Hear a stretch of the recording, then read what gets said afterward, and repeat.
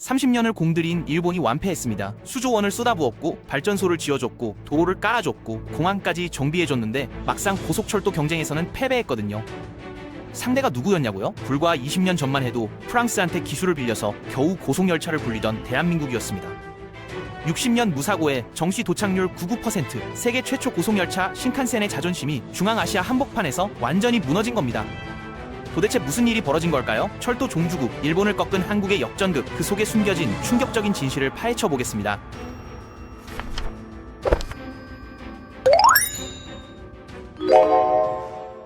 우즈베키스탄이라는 나라를 먼저 이해해야 하는데 지도를 펼쳐보면 이 나라가 왜 중요한지 단번에 알 수 있습니다.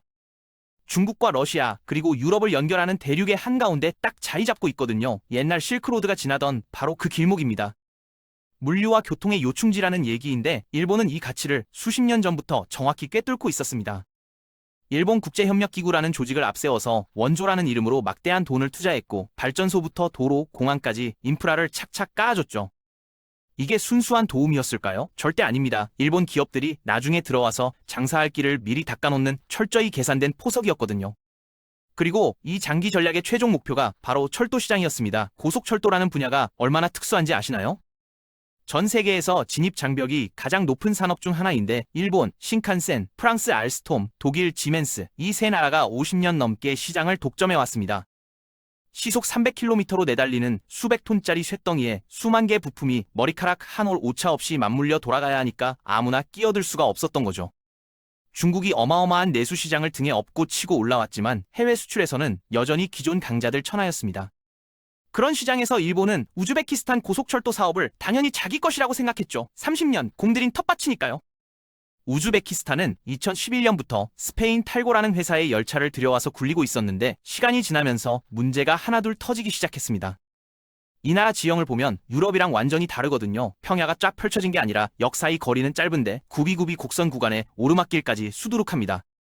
스페인 열차가 왜 이 지형에서 힘들었는지 이해하려면 열차가 굴러가는 방식을 알아야 하는데 쉽게 설명해 드릴게요. 여러분 화물 트럭 아시죠? 앞에 운전석 달린 머리 부분이 뒤에 짐칸을 질질 끌고 가는 구조잖아요.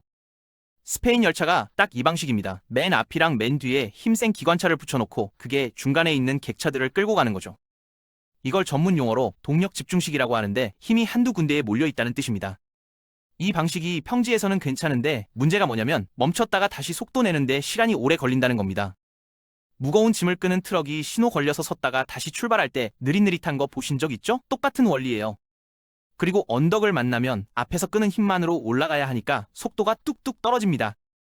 우즈베키스탄처럼 역 사이가 짧아서 자주 서야 하고 오르막이 많은 환경에서는 이 방식이 효율이 확 떨어지는 거죠. 그래서 우즈베키스탄 정부가 결심합니다. 우리 지형에 맞는 새로운 열차를 찾자. 그러면서 입찰 공고를 띄웠어요.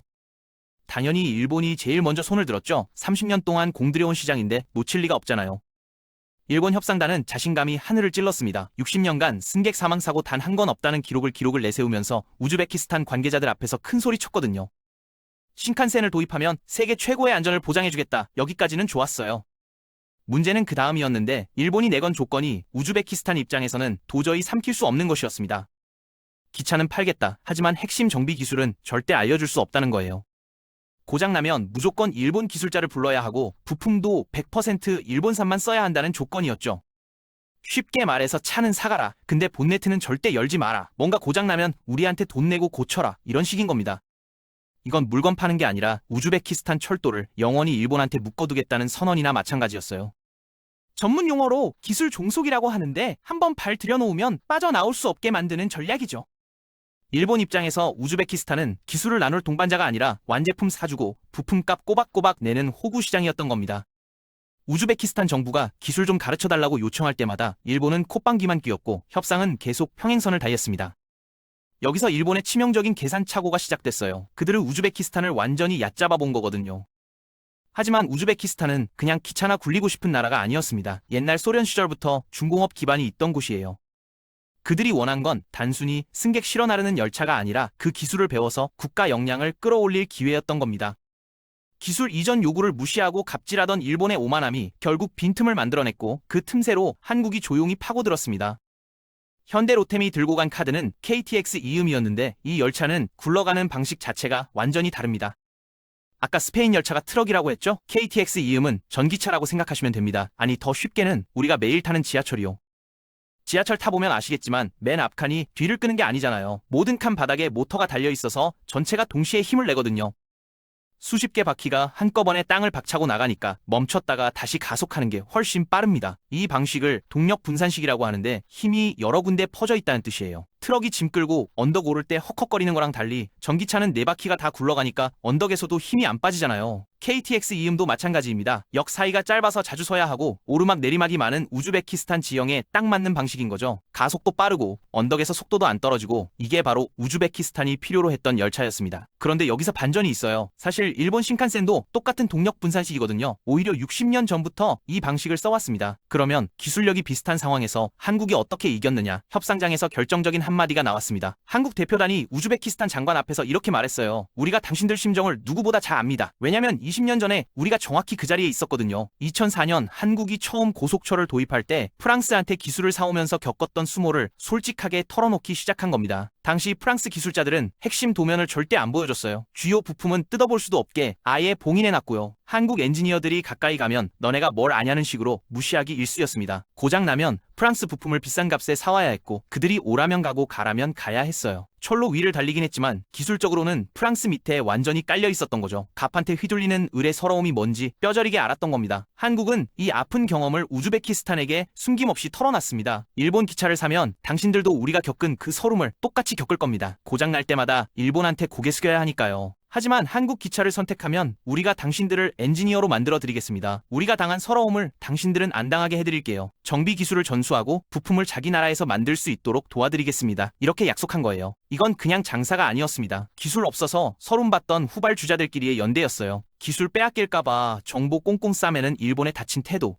반대로 자기들이 피눈물 흘리며 배운 걸 통째로 나누겠다는 한국의 열린 자세. 우즈베키스탄 미르지요예프 대통령이 일본의 끈질긴 로비를 뿌리치고 한국 손을 잡은 건 바로 이 진심 어린 파트너십 때문이었습니다. 2024년 6월 마침내 2,700억 원 규모의 계약이 체결됐고 대한민국 철도 역사 130년 만에 첫 고속열차 수출이라는 기록이 탄생했습니다. 세계에서 네 번째로 고속철을 수출하는 나라가 된 건데 사실 진짜 중요한 건 2,700억이라는 숫자가 아닙니다. 이 계약 뒤에 숨어있는 더 큰 판을 봐야 해요. 다시 지도를 펼쳐볼게요. 우즈베키스탄에서 서쪽으로 눈을 돌리면 전쟁 중인 우크라이나가 보이는데 이 두 나라에는 아주 중요한 공통점이 있습니다. 바로 철로의 폭이 같다는 거예요. 이게 무슨 말인지 설명해 드릴게요. 전 세계 철도에는 레일 사이 폭이 다른 여러 종류가 있는데 한국이랑 유럽 대부분은 1,435mm를 씁니다. 이게 국제표준이라서 표준계라고 부르는데 쉽게 말해서 전 세계에서 제일 많이 쓰는 철로 폭이에요. 그런데 옛날 소련에 속해 있던 나라들은 다릅니다. 우즈베키스탄이랑 우크라이나는 1,520mm짜리를 쓰거든요. 표준보다 8cm 넓은 건데 이걸 광궤라고 불러요.